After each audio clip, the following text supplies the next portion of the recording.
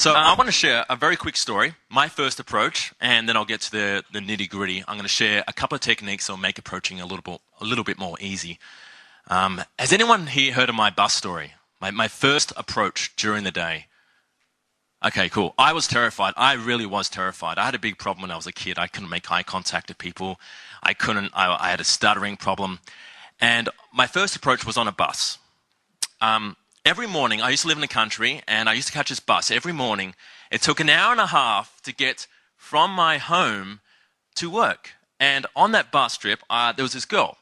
She used to get on at the same stop every morning. She used to sit two rows in front of me. And I swear to God, I'll be sitting there on my seat, and the girl will be getting on. We'll be pulling up near a bus stop. The girl would get on, and I would just fantasize. This is how sick it is, right? But this is like 5 years ago, so it's all right. She would get on, and it was like time froze. It's like a Hollywood movie. And she would get on, her hair was flapping in the wind, and a little, she was always glamorous. She must have been a lawyer or something. She was always wearing this tight little black suit. She, nice hair. She had nice heels on. She had makeup on. She really looked after herself. And I fantasized, I imagined our life together. This is how sick it was, right? 2 seats in front of me, but the love of my life, she had no idea I existed. And I was fantasizing about our kids' names, the white picket fence, our dog named Ralph. I was insane, but the thing is, I didn't know any better, and your first approach will always be the hardest approach, and I guarantee you that. And some of you have approached already, and you've probably realized that. All right, one day I've been reading some sort of newsletter, some sort of motivational newsletter. I think it was David D or something. And it was like something like the motto was seize the moment, seize the day. So get up there and give it a try. And I thought, okay, well, today I'm going to do it. Today I'm going to walk up and I'm going to do my approach, because if I don't do it today, I'm not going to do it ever. If you see a girl walking down the street, much better to say, hey, you're very pretty, and screwing it up or not doing too well. It's much better to try and fail than not try at all, because you never know, it's a missed opportunity. So I remember the day, it was about 5 o'clock, I was coming home from work, there was hardly anyone on the bus, there's like 10 people on the bus, right? It's in the country, for God's sake. And again, she sat 2 seats in front of me. I sat there and I stared. And I cringed the day, like I knew I had to walk up and talk to her, but there's still people on the bus. And I can't approach people, I can't approach somebody. What if I get rejected in front of all these people, right? To be rejected outright, to be rejected in the basic form is humiliating itself, but to be rejected publicly in front of other people in a confined environment where everyone's going to hear you, that's the worst thing ever. That's the worst thing that can happen. And people will be judging me, looking at me, thinking I'm less of a man. And I'm thinking, okay, well, I'm going to do it anyway. So I think, God shined on me that day. Everyone got off the bus, and it was just me and her, right? Anyway, we started coming up to near her stop, and I thought, okay, well, I'm going to make my move very quickly. My hands started shaking.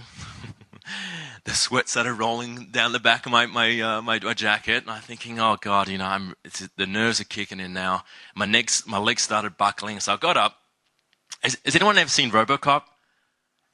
Okay, there's a scene where he gets injured by the big robot, right? It's like. That was me walking up to a seat, right? It's only 2 seats in front of me. So I ended up walking up, and I noticed she actually passed the stop. She didn't get off. She didn't press the button. So I sat down. I thought, that's a great conversational starter.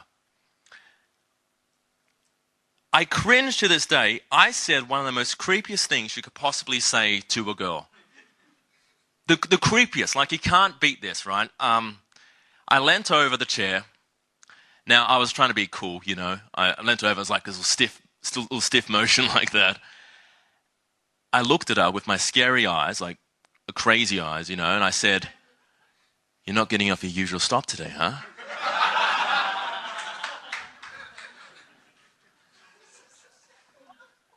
I actually thought I was doing well, right? I didn't know any better.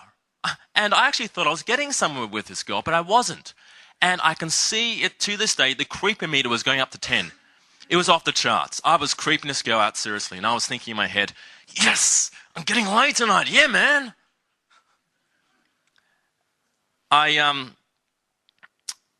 We started talking. I said, I said, you're not getting off usual stop. She says, no, I'm going to a birthday party. I like birthday parties. My birthday's coming up soon. Okay, so my stop was coming up. I said, so I'll see you around then. Yeah, you'll see me around. I got up and I walked away, and I'm a big fan of Hollywood movies, so I wanted to do the glance back, the whole, they always do like a glance back. So I was I was on the second step, and I looked back. I got off the bus, and I never saw this girl again. I think she bought a car. And, I mean, that's just a quick story, just to show you, like, it's, the first approach is always going to be the harder one, like I said before, but you got to make the effort.